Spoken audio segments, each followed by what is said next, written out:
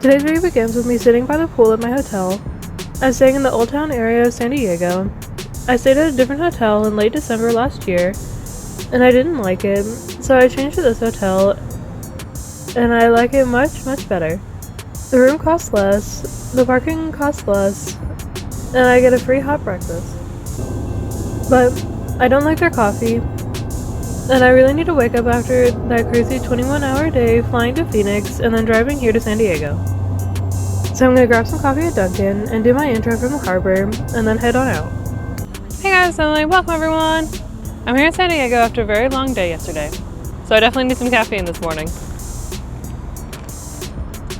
I got up to about 115 degrees yesterday while we were driving through the desert, and right now it's 65, which feels amazing. So I was here about 10 months ago, and we missed a couple things last time, so we're gonna see them while I'm here today. Should be a really nice day today. Let's go.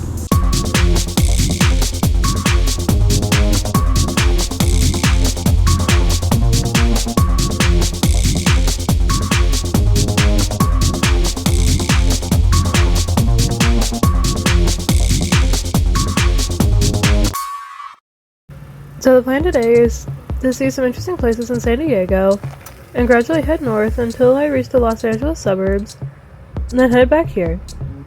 First thing is not very far from my hotel, and would you take a look at this? The owner is creating a castle. In the Cerro Mesa neighborhood, the builder took two houses and added this medieval castle exterior around the two houses, which were built in the 1950s. The backstory is the builder lived in one of the houses, and his mother lived in the other house. Even though they were next-door neighbors, the builder wanted to create a castle so they could both live in the same structure. The interior of the castle is still a mystery, but hopefully soon there will be an unveiling ceremony so neighbors can finally see the inside after several years. You can see the iron gate installed between the sidewalk and the front yard, adding to the medieval ambiance. I guess the owner's last name is Simmons. This definitely looks like something I'd see at medieval times.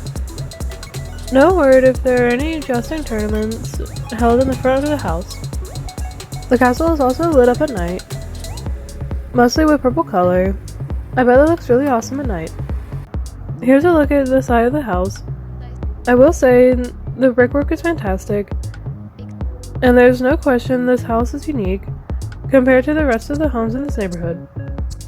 I just noticed something as I was about to leave. You know the castle is in the right place, when the cross street is named Galahad, as in one of the knights of King Arthur. Alright, let's get a move on.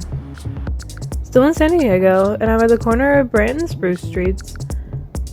If you're afraid of heights, I wouldn't recommend taking part in the activity I'm going to do right now. There's a suspension bridge that crosses a deep canyon, and I'm gonna walk across.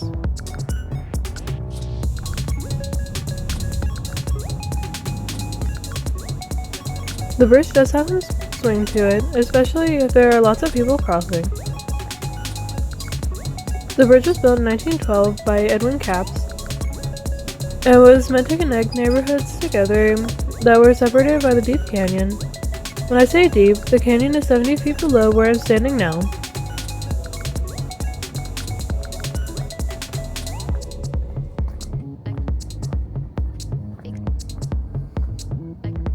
And the closer I get to the center of the bridge, the more swing there is. The bridge is just a quarter of a mile long, so not too bad. What does Out on the Moon normally say in this situation? Whatever you do, don't look down. I think that's a lyric from the group Sincerely Dylan. There is a path to get to the canyon floor, and I hear that it's very pretty in the spring when all the flowers bloom. There's a helicopter flying way far away in the distance. Do you see it? The black speck in the center of the screen? The chopper is very loud now. Get to the chopper! Alright, now I'm on the other side of the bridge, and the road on this side is also called Spruce Street. Here's a marker, Spruce Street Suspension Bridge, built in 1912. Now walking back, you can see the bridge sway a little bit. The camera has the built-in gimbal, so it got rid of much of the movement. There's another bridge not far from here, but it's a fixed bridge, meaning there is hardly any sway. Maybe I'll walk that one next time I'm here. Now I'm going to start heading north towards LA. I have one stop, which is about half an hour north of here, so let's see that. I stopped in Escondido, still in San Diego County though, but this city has a population of about 150,000 people. Also, the San Diego Zoo Safari Park is not far from here. In front of me is Jor Muffler and Auto Service Center. I cross the street so I can get a good view of this muffler man. His name is Jor Man, and he's been a landmark in Escondido since the 1960s, and he was always meant to be a true muffler man as a form of advertising this muffler store. Jor Muffler Service has been in business since 1931, and they bought this big guy at a trade show and placed him right here on that concrete slab. I said Jor Man has been a landmark for this city, but apparently not everyone likes Jor Man. This poor guy has been shot multiple times with arrows, he's been pelted with paintballs, vandals humiliated him by having him wear a giant mud-filled diaper, and his feet and legs were set on fire. But Jor Man still stands proud right here. The owner of Jor Muffler, John DePero, has an article from Smithsonian Magazine about the Muffler Man phenomenon taped to a window. His business cards have Jor Man on them. Jor Man looks in really good shape. Maybe he was painted recently, his clothes look great, and his baby blue eyes and pencil-thin mustache are definitely on point. Jor Muffler performs a lot of automobile service such as brakes, custom exhausts, transmission repair, and even complicated engine repairs. Jor Muffler and Jor Man are located at the corner of North Juniper Street and Valley Parkway. Definitely worth a stop if your travels take you along Interstate 15. Alright, let's move on. Now in the suburbs of LA, and I'm at the mall. Like many other malls across the US, it's very empty, but this one isn't just any mall. This is the Puente Hills Mall. This is one of the filming locations for the iconic movie Back to the Future. The mall was known as the Twin Pines Mall before Marty time traveled back to 1955, and the Lone Pine Mall after Marty returned in 1985. Section F2 of this parking lot is where we saw the DeLorean return from its very first time travel experiment, when the DeLorean is all iced over. I'm sure you all have seen the movie dozens of times by now, but this parking lot was where Doc got shot and then Marty got in the DeLorean and was being chased by the Libyans. Part of the chase goes right along this raised concrete median, with poles sticking out of it. I wonder if these poles have been here ever since Back to the Future was filmed in 1985. The median looks almost exactly the same, even down to the yellow color of the poles and the side of the concrete base. The small entrance is in two scenes. The first at the beginning of the movie to meet Doc and document the first time travel journey, and then after he returns from 1955, hoping he makes it before Doc gets shot, but unfortunately he didn't make it on time. This barrier also looks like it's been here during the 1985 filming. The only difference appears to be the color of this barrier today is yellow, but in 1985 it was painted white. Right after the scene where Marty runs toward the Lone Pine Mall sign and then sees Doc get shot, he rolls down this small hill and then runs as quickly as he can to Doc lying on the pavement next to his white van to see if Doc had survived the shooting. Alright, now that we've seen the outside, let's see what's going on inside the mall. There's hardly anyone here. I just saw a couple of mall walkers, and also it's a little warm in here, so I guess they raised the AC.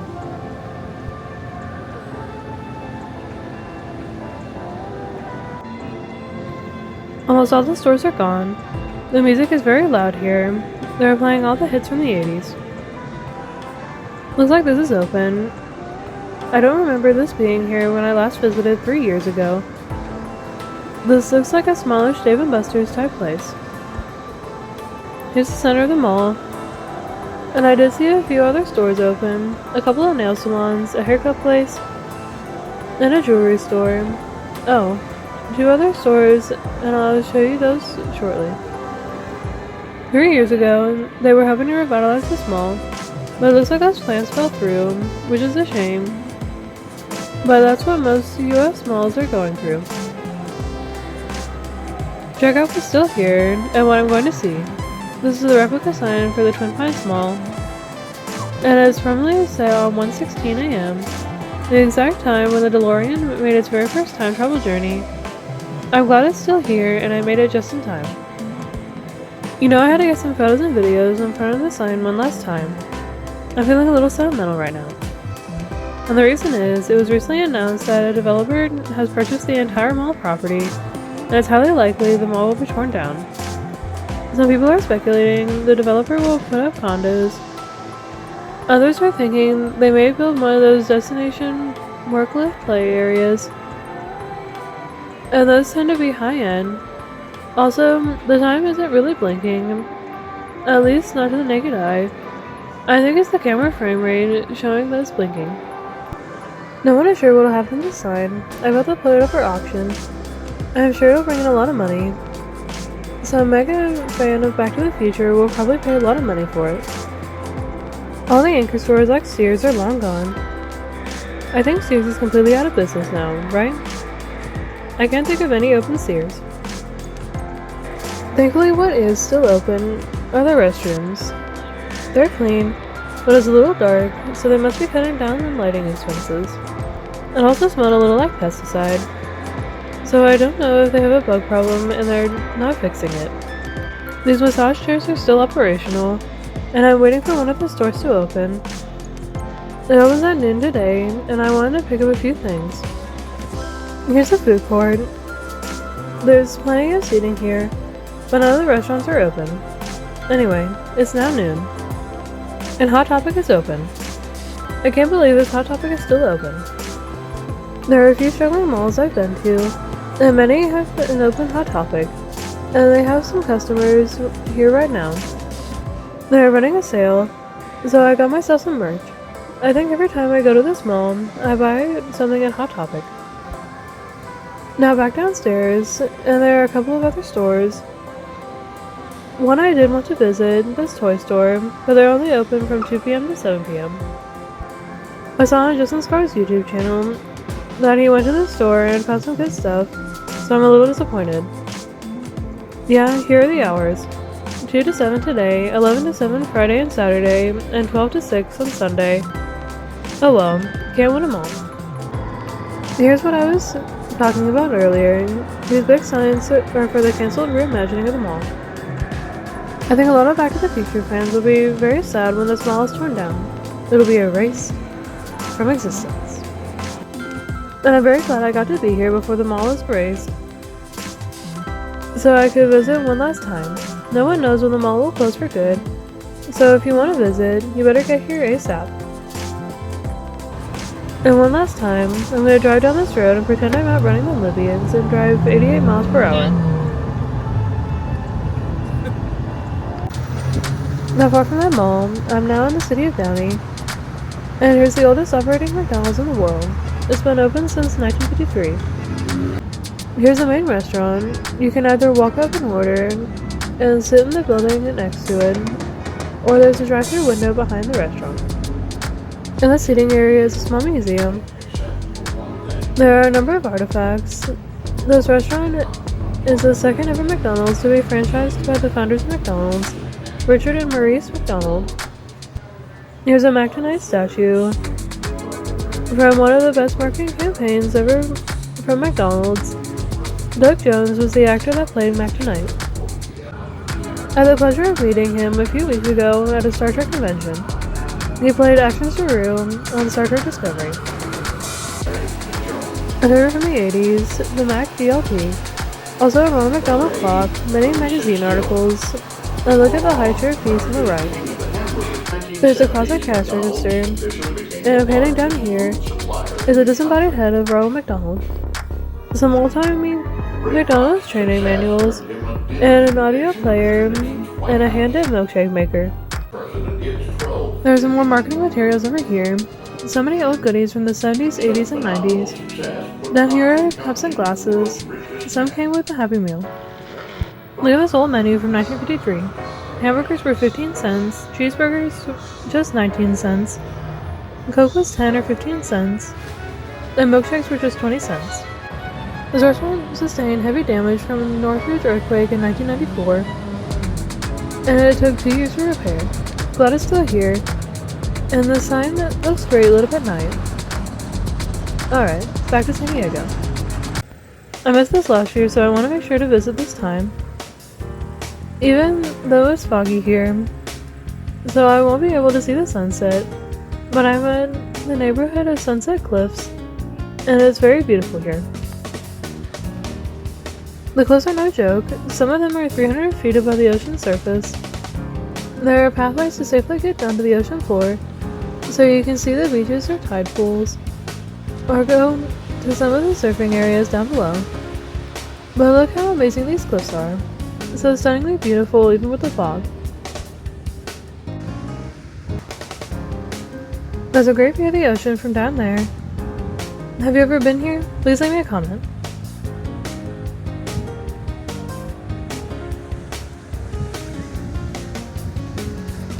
The cliffs are made of sandstone and caused by gradual erosion of the land.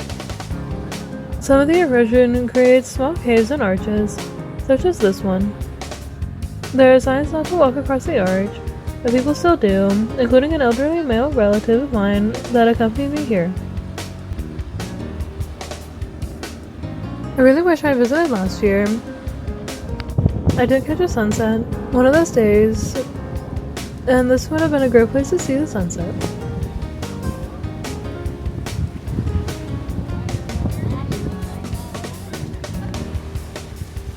Look down and toward the left. Here are some of those small caves. Eventually the caves and arches will fall into the ocean. Look how high that retaining wall is. And here are a lot of rocks shoring it up. Every piece of video is just so beautiful from here.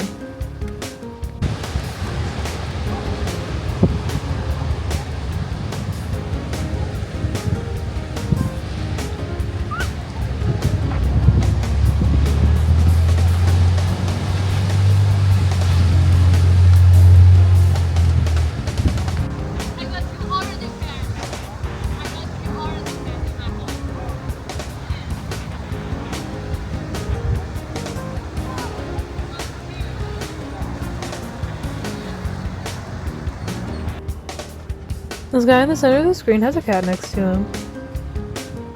I'm not sure if the cat is his, but the cat was wandering around for a little bit, but has been next to that man for several minutes.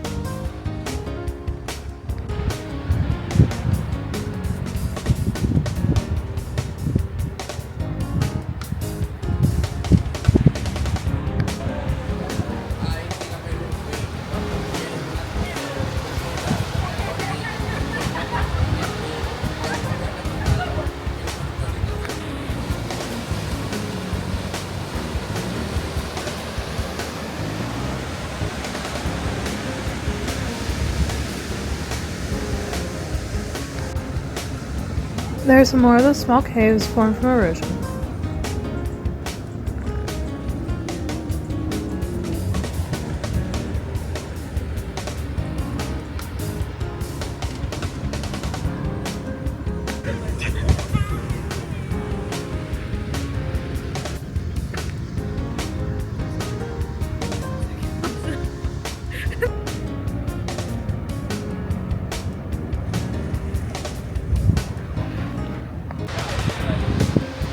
If you can see those black dots moving in the ocean, those are surfers.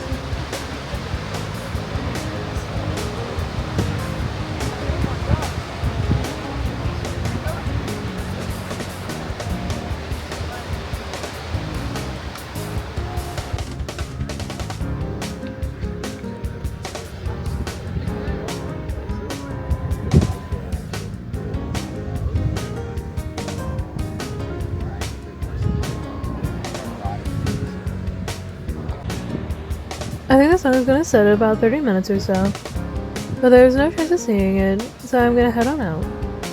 I'm in the mood for something sweet.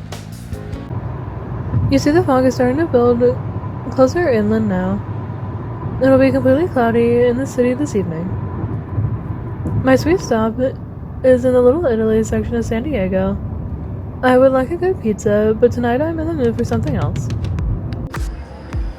I'm at Extraordinary Desserts. I looked at this restaurant and I thought it might be great to have a tasty treat while I'm vacationing in Southern California. This restaurant got good reviews on Yelp too. Take a look at all these delicious desserts they have behind the glass. There are so many different flavors of cakes. There's more than cake here. There are lemon bars, cookies, pies, and other pastries. Look at the peanut butter coconut vegan cookies, raspberry pistachio danishes, lemon bars, and strawberry Danish Parisian. And above them are scones and what looks like little coffee cakes with a big strawberry on top. Obviously shortbread, more lemon bars, coffee cakes, and the classic chocolate chip cookie. Over here, passion fruit ricotta cheesecake. There are all kinds of chocolate cakes and a raspberry pastry. Blood orange ricotta cheesecake, a Napoleon, even more chocolate cake awesomeness. How can you choose? They also offer savory items such as antipasta, hummus, vegetable plates, paninis, and grilled cheese sandwiches. The ambiance is also great. They have a bar where you can order beer, wine, and other adult beverages. They also have a selection of coffees. You gotta drink something with your cake, right? So here's what we're dealing with. We got a slice of lemon blueberry ricotta cheesecake with blueberry coulis. And if you think that cake looks delicious, you're gonna love this tres leches cheesecake. This looks incredible. I cannot wait to taste this. And then next to this is an amazing chocolate dulce de leche cheesecake. This is so decadent and rich. This has to be about 20,000 very tasty calories. Those cakes were absolutely delicious. I think my favorite was the dulce de leche cheesecake. All the cakes were so decadent, and now I really need a few shots of insulin. And that's it. I had a really great day today.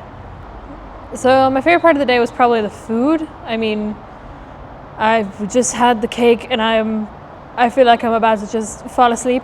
It was so good. I'll have another great day tomorrow, but you'll see that next time. Thanks for watching. Bye!